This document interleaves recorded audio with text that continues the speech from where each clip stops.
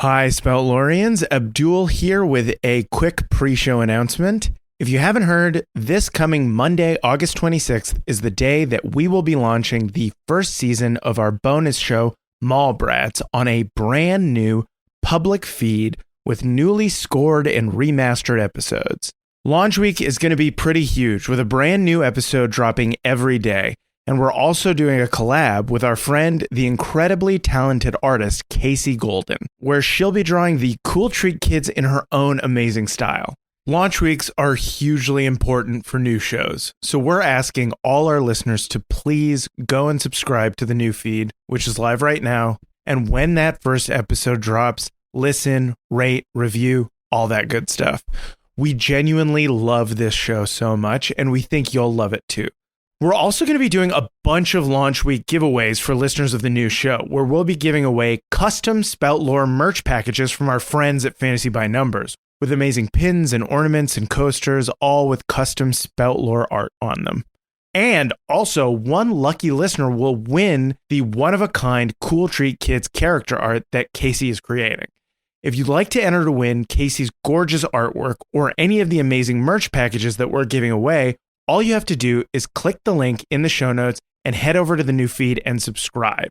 Then, when the first episode drops on Monday, rate and review 5 stars or more, and make sure you sign the review with your Discord or social handle so we can find you to give you your amazing Spout Lore memorabilia. From everyone here at Spout Lore, thank you so much. We hope you like the new show. Hi, everyone. It's Fat Billy here. Thanks for coming. Listen to our podcast. If you want more podcasts, you can go to patreon.com/spoutlore, where you can give us some money. And I like money, so I can buy snacks.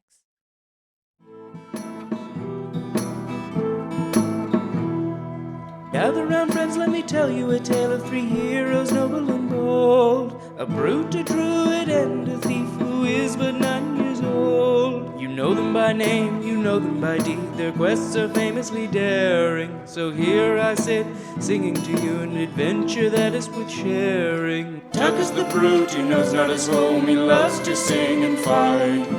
Thing is half elf, he shifts his shape and wields a spear with great might. Billy's a thief, his tiny size does mask the largest heart. Best and brightest they may not be, but their friendship outweighs their smarts. So gather round, friends, and listen close, for the tale's about to start. Hello, everybody. Oh, shit. I saw you losing control of the pause and play function. It was great. Hello, everybody, and welcome to Spout Lore. I'm your game master, Shawn O'Hara. Joining me, as always, playing Tacoma Dome the Barbarian, Abdul Aziz. Good morning, everyone. Okay. Oh, why did I think I got to go first? Sorry, do that again. All right, playing Tacoma Dome the Barbarian, Abdul Aziz. Hello. Playing Ving the Half-Elf Druid, Paul Oppers. Hi, everybody. And playing Fat Billy the Halfling Thief, Jessica Ty. Hi, everyone. Well, I really expected one of you to interrupt one of the other people. I was doing the comedy math on it, and I was like, I don't think any of it actually leads to a bigger laugh than we already got. That shows incredible restraint. Thanks. I jerked off right before. There it is. And we're back. Oh, that's why you were like, I'll get here at 8:30. You guys get here at 9. Yeah. Wow. Oh, I see. Don't check the camera in the studio. Don't look. Sean, there's so many warnings on your phone. We're getting hella alerts. I'm just getting movement alert. Something's happening in the corning. Oh, it started again. When last we left our heroes, they coursed through the skies like the mighty eagle on the back of Gale, the Thunderbird. What a crazy way to say that word. That was fun. It made me think of the word sheagle, too. This is Oh, great. on the back of the mighty Sheagle, Gale. In the fanny pack, Tuck and Billy and the rest of the party relaxed gently playing a game of Sorry, in which Billy was tricked into confessing all of his sins in exchange for marbles. On the back of Gale, Ving gripped on for dear life as she approached near supersonic speeds and heard tell of how the battle against Thronebreaker, King of the Thunderbirds, was going. The answer, not great. We then arrived at the island of Hibernia. I thought we were going to have a calm little, we arrive at the beach and we slowly approach the council, showing our deference in preparation for this tense negotiation. But no, Gail came in hot. Like Robert Downey Jr., she arrived with AC/DC playing in the background. Superhero landing. Yeah. Right on the stone. The Oval Council approached, demanding to know what Ving was doing here. And he said, get ready for this. And then he dumped all his friends out of a bag on the ground, and his dad, and his old, infirm dad. The negotiations began. This is Nathaniel. He was the Ranger King, but at the time of the Gesh's swearing was not. The man that you thought was the Ranger King was in fact a god and not a man at all. So your Gesh was broken the day it was sworn. So sick. So sick. Fucking great idea. The one person that seemed the most unhappy to see you was, of course, Stone Eye, King of the Selkies, who still hates Tuck a lot. Tuck eventually got Stone Eye to back off using the Truthless's new move, Deathless. After being shown the reality of Nathaniel's killing of Ileana, his history with Ileana, and his betrayal by the agents of the Gibbous Man, as well as the true aspect of the Gibbous Man, truly unsettling. Even as you guys were describing it, you'll notice I had no part in that. Like a man made of shattered glass, and the glass made of eyes with darkness, mist, and threads of light all spreading out from it. Yeah. Being shown that, and being told by Billy that that is the thing that has led you to this current state. Isolated, alone, cut off from your ways, an empty shell of what you used to be. And if you spare Nathaniel and Ving and let us go kill the Gibbous Man, we can put all this right. Grimshay agreed to swear an oath with Billy that if you guys pursued the Gibbous Man, while you pursued the Gibbous Man, they would leave Nathaniel and Ving alone. And Grimshay, in return, got Billy to swear that you would in fact destroy the Gibbous Man and free everyone. Then you went down to the beach and spent some time regaling the people of Hibernia, who were treating you as near legends, with tales of your adventures. Billy blessed the exams of a young man named Liam with a marble and became a sort of seeing stone into... Yeah, gave out blessings to all of the people at this party in the form of all of the marbles from his jar before realizing that he wasn't getting those back. Those are going to become family heirlooms that get passed down. Oh, yeah. They're going to be mounted in things. Oh, yeah. Like on staffs and tools and stuff. We bought those at a fucking dollar store.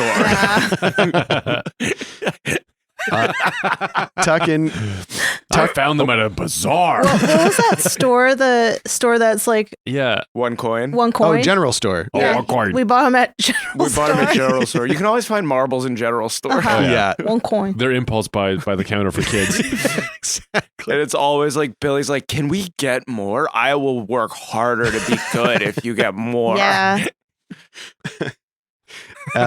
Tuck told his stories and showed off feats of strength and explained the origins of his magic axe, while Ving told stories of the beasts of the land, using his powers to create fantastical images in the fire and smoke. And the evening ended with a beautiful night's sleep under the pallid gray fog of Hibernia. I forgot. I always forget. A beach fire at night on Hibernia has got to be the most dismal and depressing thing. It just adds to the fog, so everyone's just like, hey, Dan, where are you? Can't see you. Oh, you have a fire in the fog. The fire smoke just goes everywhere. You can't escape it. It's just everything smells like smoke now. So we just kind of passed out by the fire. Yeah, exactly. You just asphyxiated next to a campfire. And that is where we individually crawled back to the tent. Yeah. And that is where we find our heroes now. Or rather, where we find them is in the fanny pack. I like to think that we're in the entrance, like where we used to camp out. Yeah. Oh, yeah. In the like servants' quarters zone. Yeah. You're like all. We just didn't make it further. Yeah. We didn't want to wake mom and dad. Yeah, exactly. But then you are woken by mom and dad, or rather, one of them. I mean, it's Perell. Is Perell mom or dad? Who can say? Perell's mom. Yeah. And you get kicked in the side a little bit, Tuck. Hey. Savannah. Hey. Whoa, hey, whoa, hands to yourself, buddy. Hands to yourself. Oh no, with June? Come on, fans. Someone do a calendar of the women of Spout Lore. Please. Whoa, hey. Please. Whoa, I haven't heard that voice in a long time. Please, Tuck, wake up. Please. Do a calendar, please. Somebody, please. Somebody do fan art of the women of Spout Lore. Oh no, are you okay? Tuck, What? get everybody up. We got to talk. And I wake up and Perell is wearing like fuzzy slippers and Yeah. he's holding a skillet, a huge skillet Oh. of like eggs. Like you remember those skillets from Yes. Arrested Development that like buckled the table? Oh, just like a huge cast iron skillet that's like a tray. Whoa. I didn't know Perell was so strong. If you look underneath the pages, There's a few pages crunched down underneath. it's shaking. You just hear shh as all the pages ruffle together. Get up. Okay. And he turns and goes back into the fanny pack proper. And then I wake up, I shake Billy awake. What's going on? Who did it? I'm like, Billy, Perell made he made a big breakfast. Oh boy. Where is it? He took Where'd it go? He took it into the other room. Hurry up. We don't want to miss out. Okay. Okay. Let's go. And then I wake Ving up.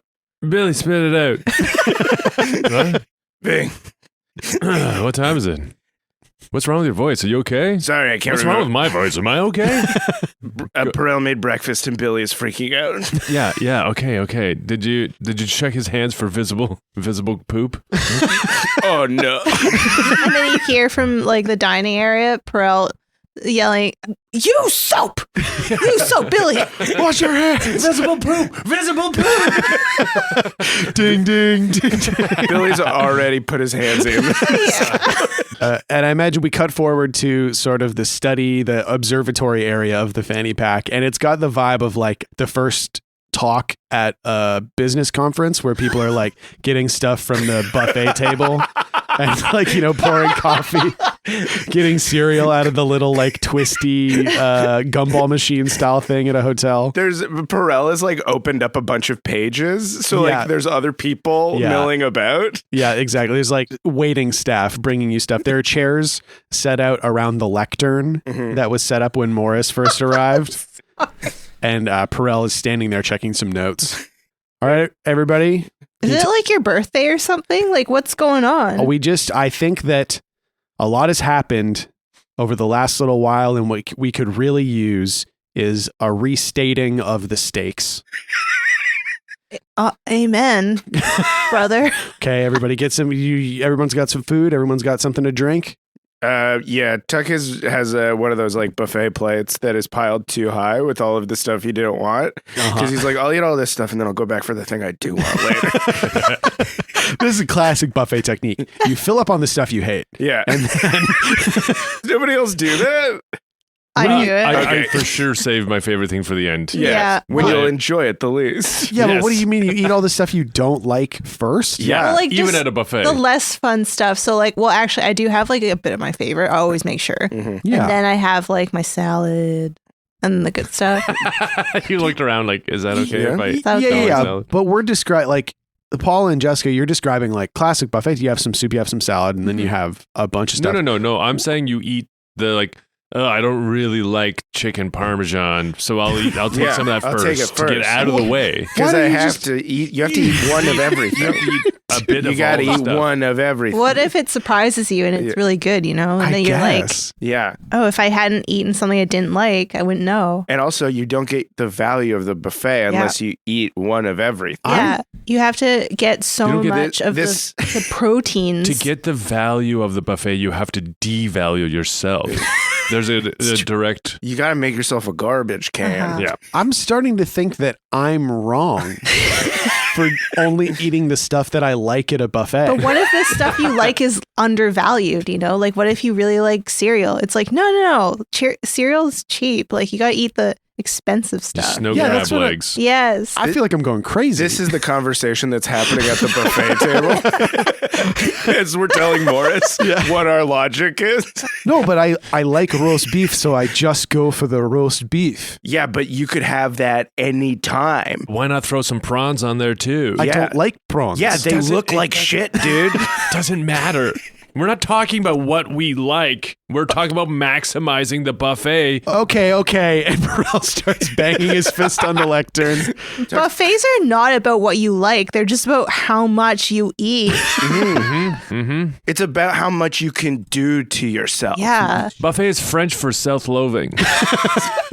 Morris shakes his head like, I've been so blind. I can't believe how wrong I've been. He starts grabbing prawns off the table. Chuck's These are plate. truly terrible. Chuck's plate is just Danishes and prawns. Danishes and prawns.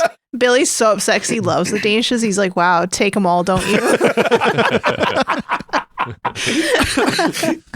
All right, everybody. Well, here we are at renaming the steaks and eggs. Yeah. We're here to talk about what's been going on and figure out our plan moving forward. And he reaches down and he picks up a book from underneath the lectern that's like a big atlas. Like it's really wide and really, like when you look at an atlas and you're like, that's too big. And he kind of tosses it out in front of him in the air, in front of the chairs. And before it hits the ground, it begins to unfold. Oh. And it becomes sort of like a 10x4 table.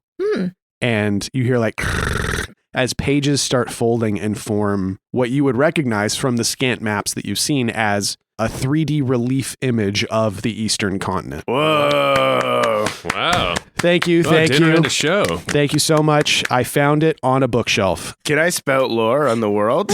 What do you mean? I don't know. I've never seen a map of the whole world. If you're going to spout lore, it needs to be about a specific thing It's that you about want to the know. about Eastern topographical- continent.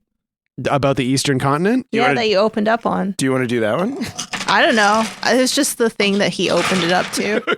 I'm just wondering what you guys are trying to learn from this. I want to know about what the world is. Stop. Hold on. Don't pour them right on the. Oh my god. I just need to know if you're trying to answer a specific question because that's what Spout Lore is for. No, but I kind of just want you to describe the shape of the world. Um, Can I roll to understand the shape of the world? Like, you is can it- look with your eyeballs to see the shape of the world. Like, is there a mountain range that we're looking at? I mean, it's an entire continent. Oh, okay. Yeah, there's lots of stuff. Well, at least like the continent as we have seen it. Like you can see down at the southern quote unquote bottom part of the table, the principalities start below the Great Forest with a mountain range and like a bay on either side that sort of become this large diamond shape almost. Mm-hmm. Where Mudlark is, there's like a little hot dog.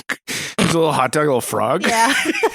They're just Maybe there's always a there. frog eating a hot dog and he looks up, he's like, whoa. He runs away. Some of them Holy are shit. semi-sentient. Oh my god. So Perell he points like far up the northern coast. He points to a little paper bay and goes, 2 months ago, we were here at the Tower of Adarnak Allwater, Oh. attempting to recover my magic with the help of you, my dear friends. While in that tower, we got my magic back, found my dear lover, Morris Wadge, Right. who bows and goes, hello there. And Okay. No one else is happy. Billy's clapping for Morris. Billy's clapping, and then Ving and Tuck are like, don't call him your lover in front of Billy. What are you doing? Is that not okay? I don't know. It feels overly sexual. Oh, you could love somebody without. I see which conversation is bringing up. I see. We also discovered a casket made of ice in a pillar above a magically potent source of water, containing at the very bottom a piece of Lillian's moon. Mm-hmm. That casket was broken from the inside out. Footprints leading out of the tower, or out of the room, presumably into the tower and into the world. Spooky. And that was probably Adarnak, right? Mhm. That was in that? Everybody nods. We think so. It would be surprising if it wasn't. Oh, and when he pointed at the bay, you can see like little billows. Like there's some smoke coming out of Cool. like I like Sheer that. City and stuff. I feel like the map is a little bit dynamic. Yeah. Oh, totally. Yeah. Oh, those little paper waves. Oh yeah. Oh. love that. I think it'd be really cool if the atlas opened up to like what the world looks like right now, but you can flip back through the years. Whoa. Okay, so That's actually, sick. I forgot I actually like did that. have a thought about this. Oh, okay. Because Morris made this place like 100 years ago, the atlas might actually kind of be dated. Oh, I like that too. Oh, okay. That's which fun. Yeah. which you do notice because above the principalities it says like the kingdom of Kinos. And there's no like you can see the island chain that Hibernia is in. It's not covered by the gray. Oh. Like that stuff just hasn't happened yet. The Okay. edges of the Great Forest are way more vast. Exactly. Yeah. The bone Sad. fields or whatever don't exist. Like there Yeah. isn't as many dead parts of the wood. But the Sea of Graves is there? Like you can see like little pillars like between the continent that McCall, the Western and the Yeah. Eastern continent. Yes. Because Yeah. the Sea of Graves is really old. Yeah. Mhm. The Sea of Graves is of, mysterious age. Mhm. People just are always aware that it existed. And yeah, I like the idea. He points at the Adarnak Allwaters Tower and the papers go like, and like zoom in a little bit on that region. Oh, fun. Cool. Yeah, as everything reforms. God, it's so sick. Man, he's so good at origami. Again, the book is doing it. I am not doing this. And then from the tower, we traveled, and the pages go following his finger across the tundra. Is it the kind of thing where it's like forming like a path where we went? Yeah, you can see like the pages like dog earing to make like footprints as it travels across the Cool. land. And there's like little, paper caribou that run by and all that shit. Oh, Nice.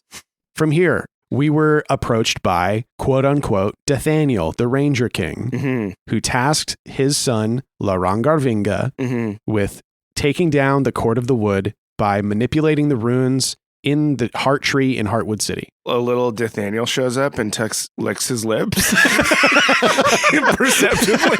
Yeah. Who's that little paper papa? Dude, look at your dad. He's right there. Dude, I'm looking at you, man. Looking at you, looking at my dad, and I hate it. From there, we traveled to pages shift to the Great Forest, where meeting with Dathaniel and his Talon, we entered the forest, hijinks ensued, and we destroyed the Heart Tree in Heartwood City. You see a little Finn, like looking angry. A little boy eating shit or whatever. Oh, yeah. We also discovered beneath the tree the body of the true Dathaniel, learning that the false Dathaniel was perhaps, or most likely, absolutely was, the gibbous man. There's so much equivocation in that one statement. I have to make it clear, I was inside the bag for all of this stuff. And then we were betrayed by Wendy, met a fancy elf who has been mortally wounded and disappeared. A beaver got lost. A beaver cat got lost and is really mad at us. That's important too. Thank you.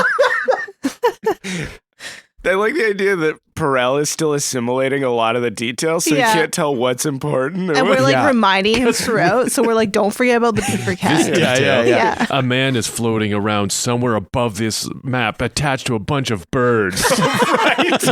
Let's not forget, guys, as we come to some very important story plots, There's there's a little man. origami birds carrying an elf. After this was destroyed, we met and fought the gibbous man and a bunch of freaky, gross imps. Tuck got some rag from the gibbous man that he seems really attached to. Fuck you, dude. I'm just saying, you met and fought a god, and that was what you got from Yeah, it. Tuck's really on the rag right now. From here, we traveled to the island of Hibernia. Zooms in on the island chain, where we are now, having spoke to the Oval Council and completed / nullified / transferred the Gesh from Ving to all of us. Oh, Did we is that actually? what I did? Either way, what we do know is that now we have to pursue the gibbous man in exchange for Ving and Dathaniel's freedom. Correct? Yes. Yes. Okay. Thank you, everyone. Perell steeples his fingers on the lectern and looks at you all. which brings us to today. And the next question, what do we do now? Can I have some more hollandaise sauce? There's unlimited holiday sauces for everybody. Thank you. Dude, he says it's for everybody. There's only one little pot. Whoa, I didn't get any of that. I was saving my favorites for later. It's actually pretty gross, guys. Don't worry about it. I was saving my favorites for later. As good things are disappearing, Morris puts down his plate and goes, I knew it. I knew there was a flaw in this system. You know what, Morris, I'm thinking you might be right. I'm never trusting any of you again when it comes to buffets. You see Tuck like put the roast beef in his backpack. No fair, no fair.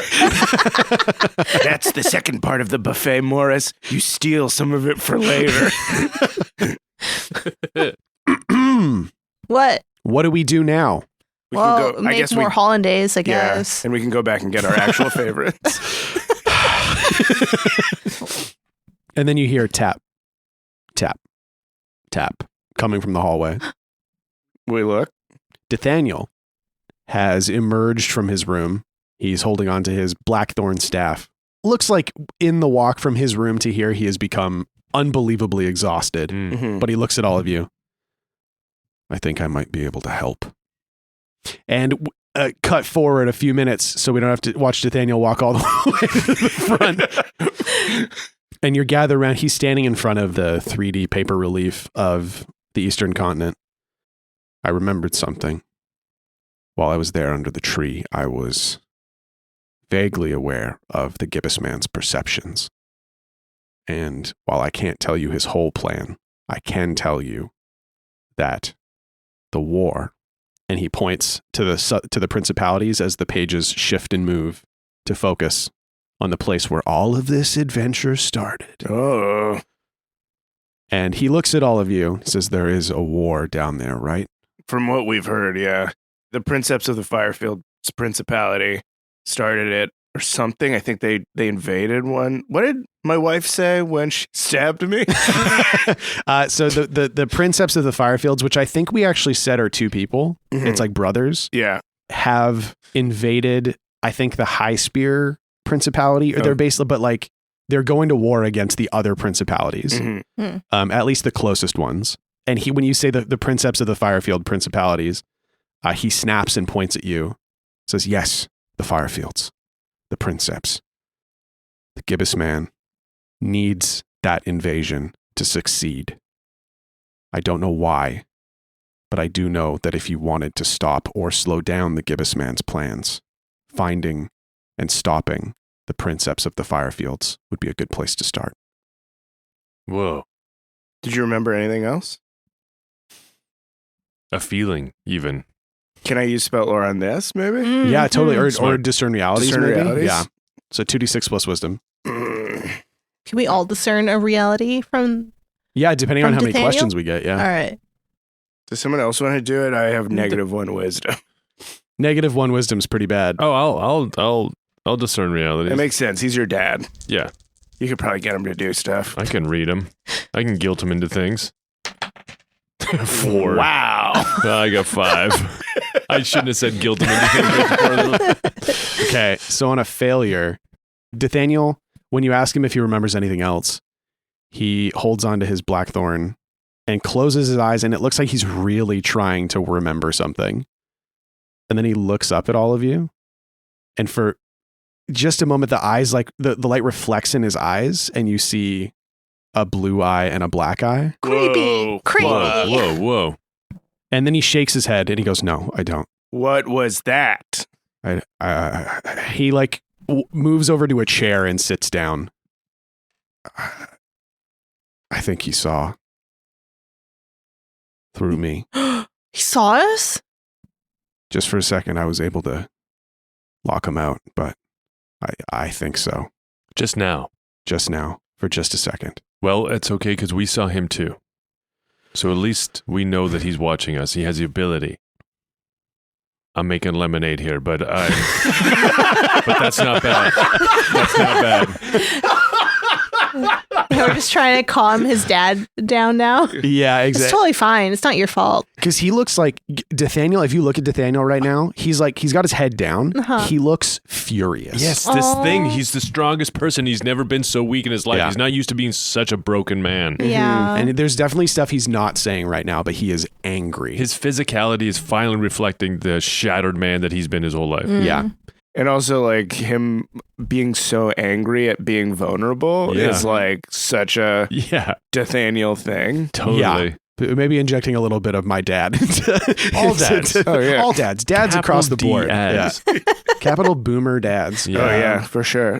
And more. Just the boomers, not millennial dads. Yeah, not millennial No, dads we're who all go, fine. no, I don't want to. Right. I don't want to emote. Yeah. Asked a question directly by their therapist and say, no. Yeah. No. Not millennial dads who in counseling calls emotional outlays performative. Wow. I'm really glad you're in therapy, man. Thanks. Stick with it, pal. And as you're all standing around Nathaniel looking furious, Morris goes, all right. And you all turn and he's shoving roast beef in his mouth. He's got Tuck's bag and he's just eating. Hey, Whoa, what? What are you going to do get about back. it? Get that's my fucking backpack, Oh, dude. whoa, no. All right, big guy. And he reaches in, takes the roast beef out, hands the bag over. And then Tuck turns to Ving and he's like, he's playing by the rules of the buffet. It really is, yeah. You learn from the best, Tuck. And he wipes a bunch of roast beef juice off his face. Get that roast beef. There was one other thing that Perry and I realized. His plan, as you have laid it out to us, is to enact a conjunction of the spheres, correct? To have the realms crash into each other, Yeah. destabilize reality for some unknown reason. Not unknown. What's the reason? He wants to become whole again. Oh, He wants to get himself Right. off of this plane. Yeah, when Lillian freed herself, she chained him to the material plane. So his, I think his aspect is shattered now. So I think what we figured out was that the only way he could make himself whole is to cause all the realms to merge back into one, and then he can reassimilate. right. And that's confirmed, or is that a hypothesis? Hypothesis.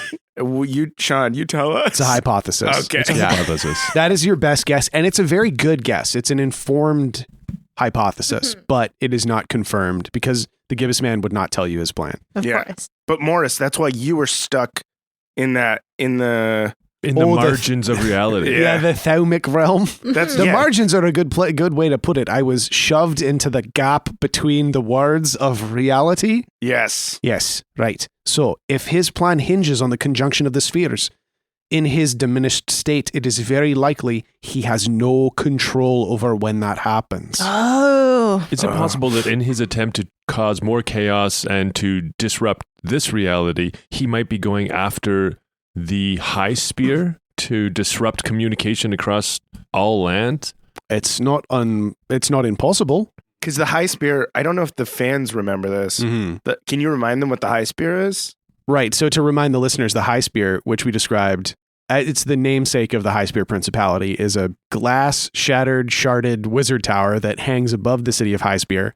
And in antiquity, in the Golden Age, was created by a wizard as a method of ensuring everyone within its reach could communicate flawlessly, easily. Yeah. Spoken language sounds the same to everybody within the High Spear's field of influence. Yeah. Ooh. And it's how we, as players, never have to explain why we understand everyone. Exactly. The party went to McCall in season 6 and everyone could talk to everyone else, even though there are McCall in words and written language, everybody just understands it. Yeah. Because his thing is, when you start talking about that he's near High Spear, the war is near High Spear, I was like, this could be part of his plan, is that, because that would be very, very, his thing is like to mess with everyone. Yeah. He would fuck with everybody. Yeah, totally. If Right. no one can communicate anymore. It would really mess everybody up. It would, I mean, for the podcast's sake, it would be really annoying. If we That's the were all thing. speaking different languages all of a sudden. Yeah. Because all three of you would speak a totally different language. That actually makes a lot of sense because his whole thing has been obscuring knowledge. Mhm. So Yeah. what better way to like absolutely shatter the knowledge foundation of the world than to like make it impossible for us to communicate with There's a one another. lot of eggs in that basket. That is really cool, though. Like Yeah. if the high spear goes down, the three of you could not speak to each other. We would just have to do like a bunch of like what's that game? Charades? Yeah. Yeah, like bees. Yes. Yes. Do our dance. Yeah, but we'd have to describe charades in an audio medium. Maybe. Oh, Sorry, I just said Jessica try and dance. Try and she's dancing, bro. No. Yeah, do it again. Not.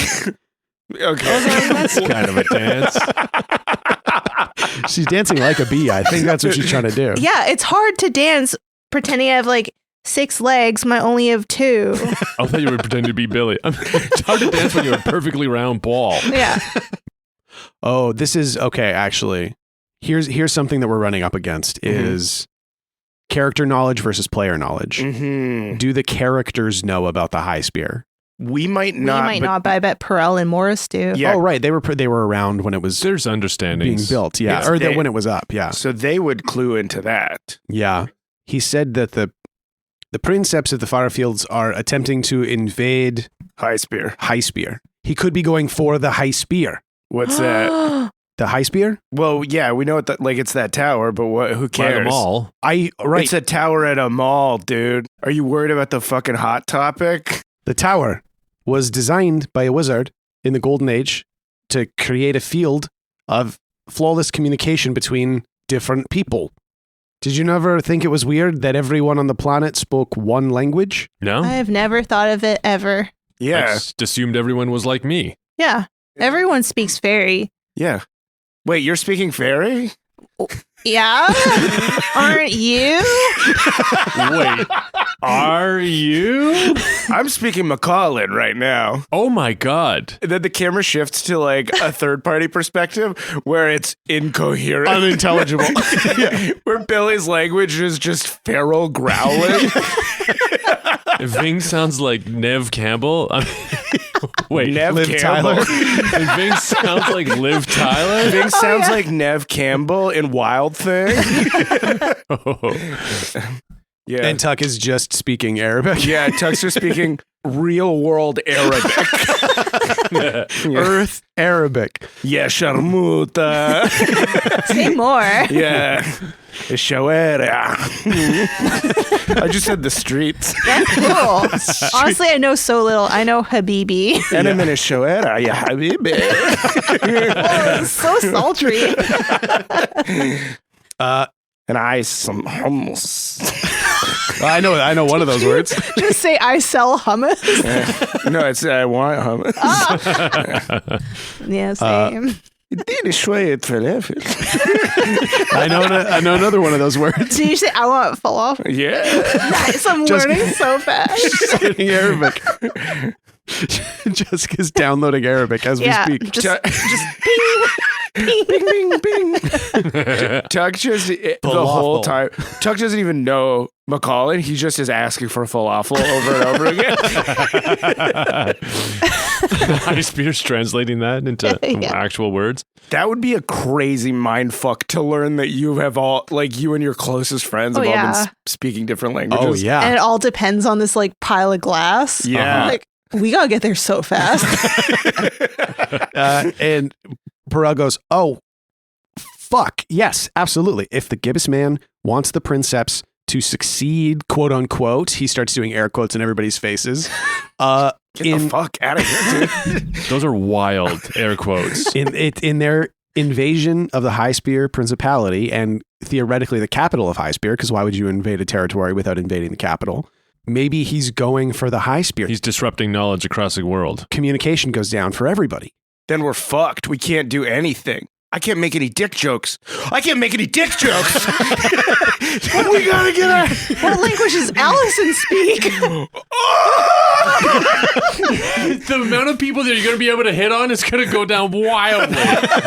Oh, no. The amount of people you're going to be able to successfully hit on will stay the same. Tuck punches through a wall and he's like, we gotta move now.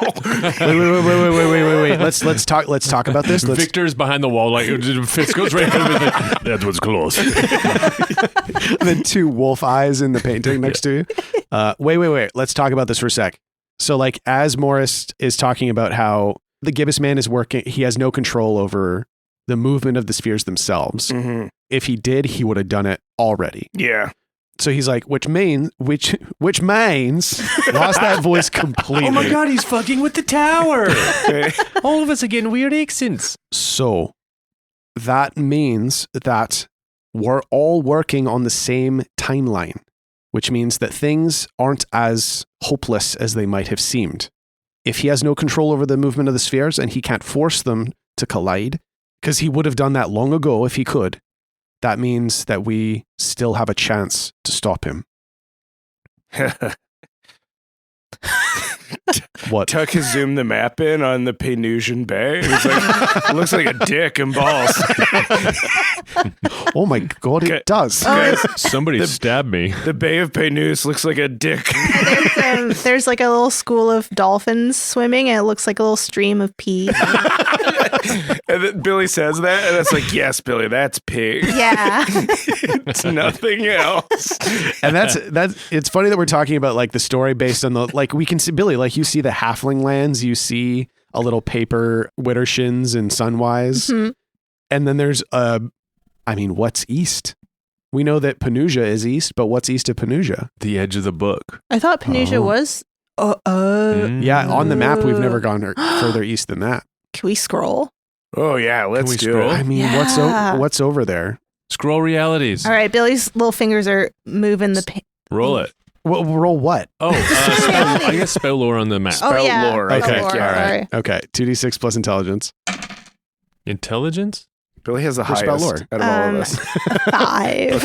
Okay. Totally failed. I guess this is like, we don't have Sorry. to roll for everything because you take a point of experience because you failed. I did. Hell yeah. And I'll then- roll. No. But so what's 5? I'll take a point. No, you won't. You didn't roll Yeah, he's anything. discerning realities. I don't know what's going on anymore. Sorry. Okay, so what is the failure on this? Ooh. If you want like a bad thing to happen, what if it's like as we're trying to flip the pages, it's like all these like webby things. These like we see these like strings. They're stuck together. Too. Yeah, That's we kind can't. of cool. Like things are trying to form, like as they have been forming topographically, and that there's like this web stopping it. Yeah. Yeah. So it's like maybe the gibbous man on that area has already like. Created influence. Oh yeah, or he's locked it down. Uh-huh. Yeah, like I do like that where the ethos of Dungeon World is draw maps but leave blanks. Yeah. The blanks have been filled in, and the map is being crunched down now by the gibbous man. Cool. Where it's like where we are and the awareness that we have of the world is so limited because he's already like Done so much. yeah. Mm-hmm. Uh-oh. Yeah. So sick. That's Like it? so sick. It's Yeah. very cool. Okay. So Billy starts scrolling like an iPad kid, moving the map to the east, to the right hand side of the map, and the land starts to scroll. But as you get like Billy, past, wipe your hands before you scroll. Sorry. This I thought thing I is was doing it. expensive. Sorry. as you get past Don't yell at Penusia, him. I was wiping them on my mouth. On my mouth. his mouth is just, the outside of his mouth is wet all the time. A lot of maple syrup. As you start to scroll the map, the pages shift to the east past Penusia. You see a little label that says Tervor, the homeland of Aquaria. Ooh. You see lands with names you don't recognize. And as these new lands are becoming clear, the pages start to... What? Oh, sorry. I just realized that because you said the high spear affects people within its reach. So as we move further away from the high spear, we can't You recognize can't the language read. that's written on the map. Cool. That makes sense. Yeah. Yeah. And also, like, if the gibbous man has already enacted his like anti-magic plans in those zones, like its influence wouldn't hit there. Yeah. And maybe that's starting to creep in. So there's like the principalities and things around the high spear. Like that's the thing is like we can't understand each other until we're right under the high spear. At some point, you know what I mean? Like the sphere is shrinking. And it's like, it makes sense because like that guy, what was that guy's name again? What guy? From Tervor. Oh, Oh. The big guy? The guy from up north? Yeah, who worked at the Husky. Oleg? Oleg. Yeah. Oleg's accent was so thick because he's from a town that's like on the border Cool. of Right. the Spear. Mhm. Yeah. So that was the field starting to break down. Yeah. Was Cool. his accent was becoming harder to understand. Yes. That's cool. Okay, that's cool. Yeah. Okay. So, yeah, we see that the name Tervor, the land that Morris and Perell know Aquaria was born in, the words which you should be able to easily read are in like a strange written language that you don't recognize. So blocky And Perell points at it and goes, "That's weird." And as you get further to the east, the pages become like blackened and and cracked. sticky. And still there's like a weird kind of Icarus like resin on the pages, and the words become impossible to read. Morris, your map is broken. And he goes, "What?" Need to update it. And you see like leaking into the edge of the pages like whiteout or white ink or is like fibrous threads that look like spider webs. This is to Ugh. give this man's influence. So you see that this blackened edge is like crawling across the book, across the map of the East. Mm-hmm. And Morris like pushes everybody out of the way and like puts his hands on the pages and starts moving the map. Uh-huh. And you see that there's this like growing field along the edges of this atlas that are blackened and sticky and covered in this white fiber.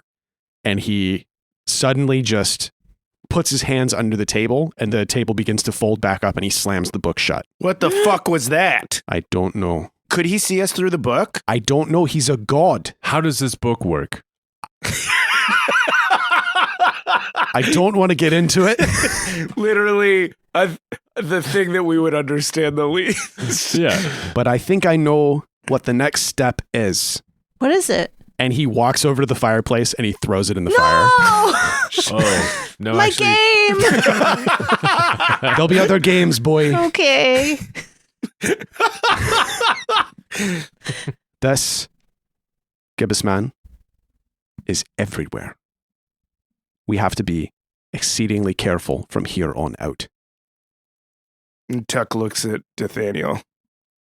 And he looks up at you. Just the darkest bags under his eyes. Aw. How much of a handle do you have on what's going on in your head? I hope enough. Do you think it would be possible to put the ring on my dad and go sit somewhere quietly and then do a communion of whispers with him and see what's going on inside of him? Yeah, that's an interesting idea. Yeah. Nathaniel, I have an idea. We have these rings that let us see each other's minds and hear things. Would you come with me to a quiet space and give me some time? And Nathaniel nods and pushes himself up on his staff and follows you to where are you going? One of the paper outdoor areas. Oh yeah, near the baseball diamond or whatever. Yeah. Yeah. We're up in the stands eating hot dogs. Yeah. Oh yeah, all of us gossip girls. Yeah. Oh, yeah. Oh yeah, and Victor is doing that dog excited gallop where they Oh, don't yes. like sprint, but they go like rocking back and forth as they run. Yeah. I stole second, you idiot. I'm stealing all of these bases and there's nothing you can do about it. Hey, bring back our bases. Never. They belong to Victor now. Oh, look, he's rounding third. And under a paper tree, Nathaniel lowers himself down and sits cross-legged. But like his face looks like it's pained as he moves his legs. What's the position that you're in? Are you guys like staring into each other's eyes or what? No, we're both sitting on opposite sides of the paper tree with like one knee up and one leg straight looking out opposite directions. Oh, Okay. looks like the Kindle logo. Yeah. Yeah. Okay, we put the rings on and I want to roll the move that I still have for sure. Okay, good. Yep. Commune of Whispers. And Communion of Whispers is 2d6 plus wisdom. Plus wisdom. Plus wisdom. Spending time in a place. Papa's mind. Great, I got snake eyes. Wow. Fucking God. So you put the ring on Nathaniel's finger I do. and you begin this meditative reverie and you close your eyes and enter this liminal mental space. and you see your father standing there, hale and hearty, like he was when you were a kid, in a darkened wood. The shadows kind of flowing between the trees, pooling almost. And you look at your father, and he smiles, but too wide. You look at his eyes, and they don't quite meet yours, and you're not sure where they're looking or if they're eyes at all. And you realize that's not your father. The gibbous man. It's nice to see you again. You're going to die. And he kind of smirks at you a little bit. You first. And then you are slammed back to reality. And Nathaniel like takes the ring off and throws it into the paper in front of him. I was going to say grass, but there's no grass here. Throws it into the green paper grass in front of him and like forces himself up on his staff. He's in my head. It's not safe for you to be around us. It's not. I'm sorry. I have to go. Where are you going to go? I don't know, but it can't be here. And yeah, Nathaniel is storming away. Does anybody stop him? I mean, we're watching from above. Yeah, you see. So we're eating our hot dogs. You see Nathaniel get up from the tree and start storming, I mean, as much as he can in his weakened state across the field. Something happened. He's really mad. You don't have to run. This can be, you don't have to sacrifice yourself again. This is something that we can all do together. He stops and he doesn't look at you because he's such a moody fuck. Well, and he's being like, shielding his eyes now. Yeah, he's not looking Right. and he says, I'm not going to get you killed. And he leaves. I let him. Yeah. When I was a young boy, my father took me into the city to see A marching band. I think we I can. don't know, son, but it'll be soon. When you're coming home, Dad, I don't know when. But we'll be the gibbous man. Oh. We'll be the gibbous man then. This is big as singing to himself. And the cat in the Cradle in the broke shattered moon. and then Little fat Billy and Tuck in his swoon. then you cut to Nathaniel, who's walking through the hallways, and he's like, my boy is just like me. Right. Okay. What we see is a full musical number montage. This is amazing. And Billy and Tuck are like doing like the sidestep, like Yeah. In the stands. And we see, you know what? Let's just lean into the montage thing. We see Nathaniel go to his room and start packing a bag. shit. Yeah, we see it because Billy is following with the Gossip Girls. We're in the walls. Yeah. That's the montage. Is you guys watching him in the hallway. He's packing his bag. I always feel like somebody's watching me. And then you cut to Tuck, and he's like, I'm stuck. I'm stuck. I'm stuck. Just pushes a hole through the wall. I'm sorry. Oh, my God. I got so scared. I got so freaked out. I'm so sorry. I wrecked the wall. I was so fucking scared there, man.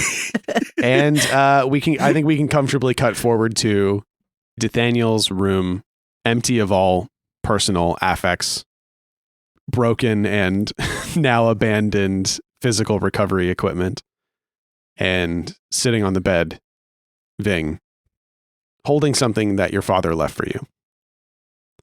It's a long strip of leather, about 1/2 inch wide and 2 feet long. Looks like it's supposed to be worn around the wrist, wrapped several times. And you realize that Nathaniel has been like wearing this. Bing noticed it wrapped around his fingers when he would draw his bow. Oh, yes. He would move it to different spots. And he was like, Yeah. this is his, like, he thought it was like just his warring ranger strap. Yeah. And on the inside of the band, you see written, as root and soil, I bind myself to you. Bear, wolf, and cub. And Perell, you hear from a painting on the wall. Oh my God, it's so sad. And then you hear, shh. You guys can come out here and share this moment with me in person, you know. You hear thump, thump, thump, thump, thump, thump, thump, thump. And then Morris walks by the open door and goes, oh, hello, Ving. Oh, hello, Morris and gang. We didn't see you there. We were busy doing something far away. What is this I see on your wrist? A gift from a love long lost, perhaps? Or something else? Of great value. What could we know of such gifts left behind by ones with lips so full and thighs so thick? Do you want this? No. No, it's yours. You keep it. But Tuck did consider taking it. He's like, Thank you. can I wear it at night? Tuck leans in like in a weird way, and then he goes, You smelling my wrist sweat? Oh my And god, Old Spice. Perell walks forward and puts a hand on Ving's shoulder.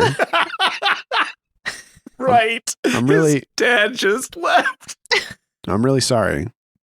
For what?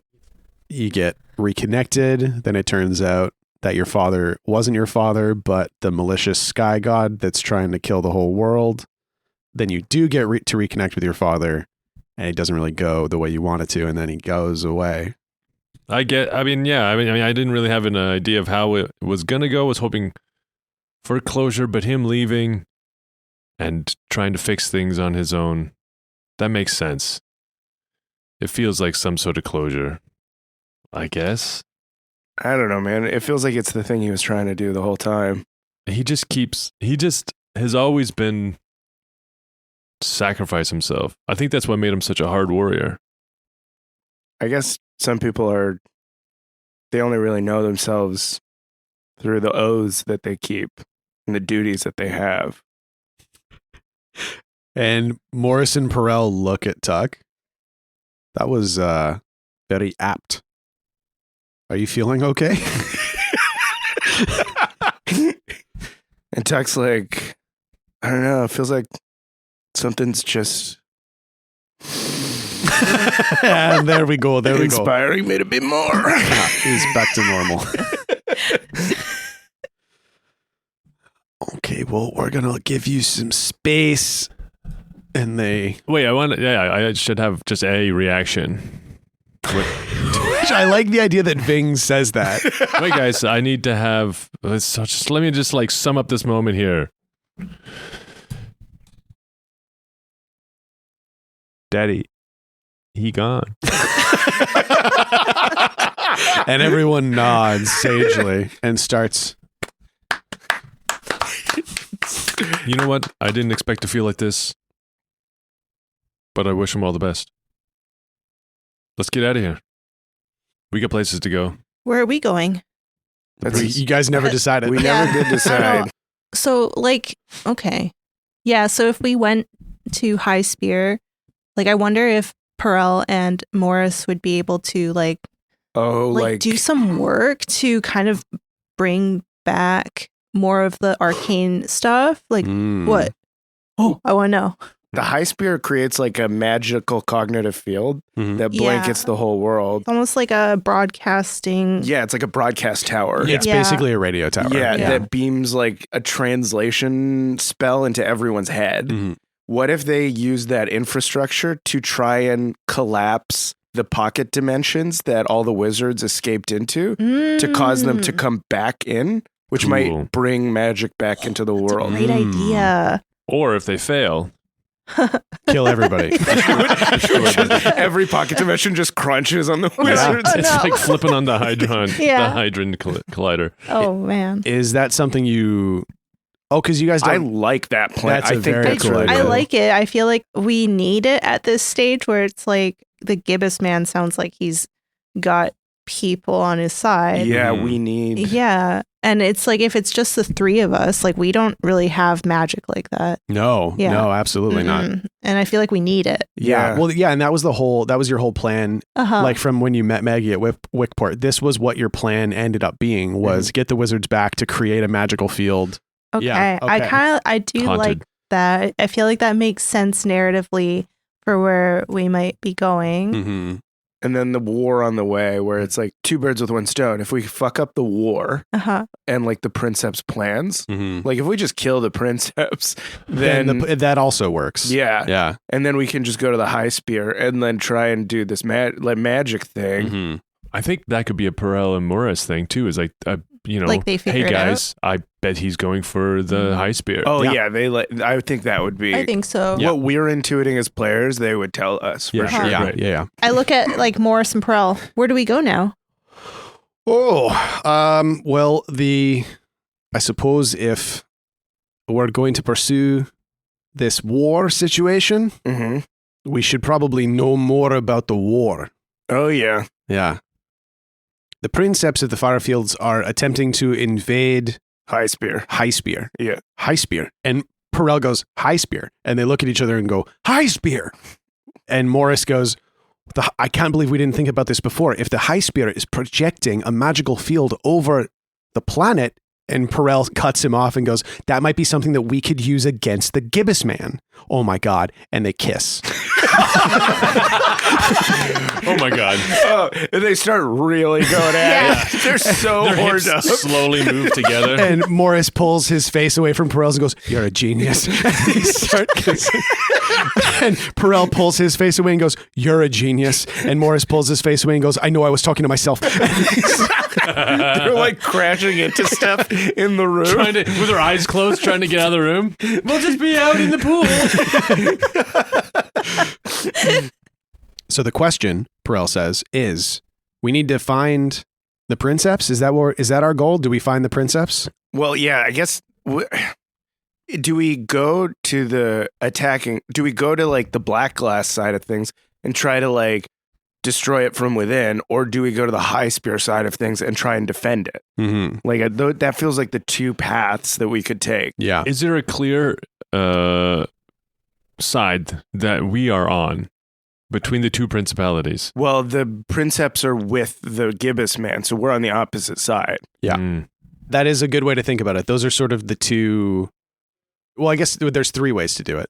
Go to Black Glass and try and like infiltrate the city and try and figure out what's going on, like politically, or join the war effort, maybe. Yeah, like be like, oh, we're here to fight. Yeah. And then, like, we're mercenaries for hire. Right. Yeah. Our fee is $5 gold coins per day plus per gold diem. coins a day. You got to undercut the competition. Yeah, we got to undercut so we can get in. We got to get in. Plus per diem, which is 1, brings us up to 5. Brings us up to 5. All right. We never have been paid too. So We've never gotten a paycheck. I'm still looking for dental. Yeah, and then the other side is going to the high spear side and being like, hey, we're actually mercenaries for hire. Yeah, and we will help you. And we know what's coming. Let's drop Perell and Morris off at the tower. Yes, that makes sense. If they're working on that side. Yeah, and then we go back to the Firefields. Yeah. So you kind of do both things. Yeah. Like I think that's a fine way to do, like, drop Morris and Perell off the experts at the magic thing and let them deal with that. Yeah. And then we go do the other side and try and sow chaos and discord in the enemy. And honestly, that's totally our bailiwick. Yeah, we're so comfortable with this. I feel like if we showed up and we were like, hey, High Spear, we can defend you, they would put us in jail right away. But if we show up on the other side and just try and fuck things up, that's more what we're good at. Right. That does make sense. Mm-hmm. And if we learned anything when we were under the tree, and also when we beat the shit out of that old lady, is that our skill set is just in creating chaos. Mm-hmm. Hopefully there's a bunch of animals that are being caged and we can convince them to riot. And Morris goes, that actually makes perfect sense. So here are the two choices. And he holds his hands out before you. Come with us to the High Spear, a place of great magical ingenuity, and spend days, weeks, maybe months trying to decode the best way to turn this ancient artifact to our benefit. Or the second one.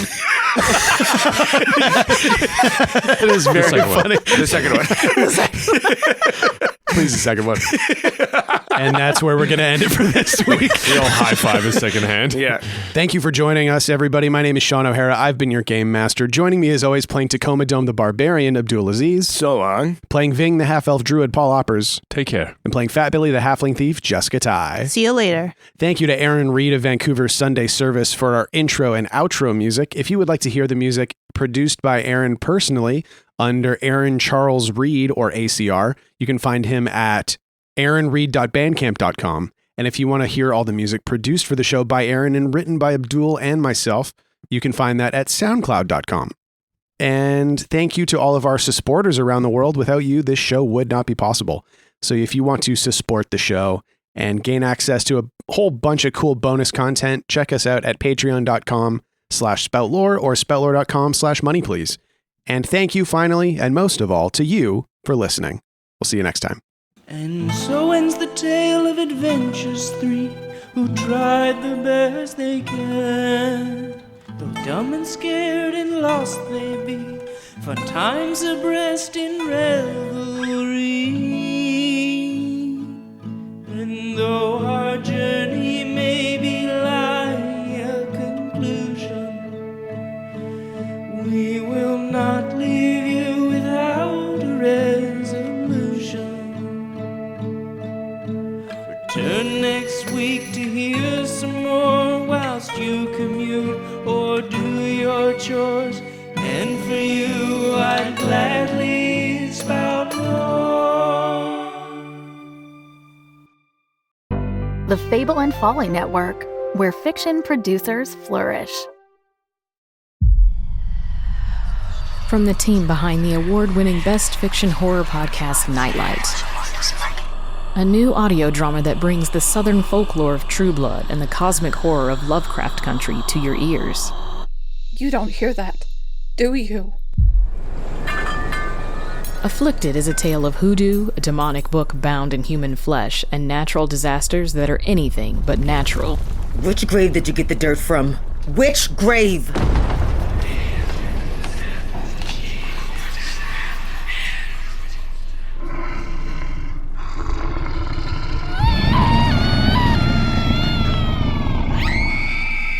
Afflicted, a horror thriller audio drama, coming this Halloween thanks to our Indiegogo supporters. Subscribe now to get notified the moment the first episode drops. It's happening. Spout Lore is proudly a Spout Lore Studios production. A podcast for best friends by best friends.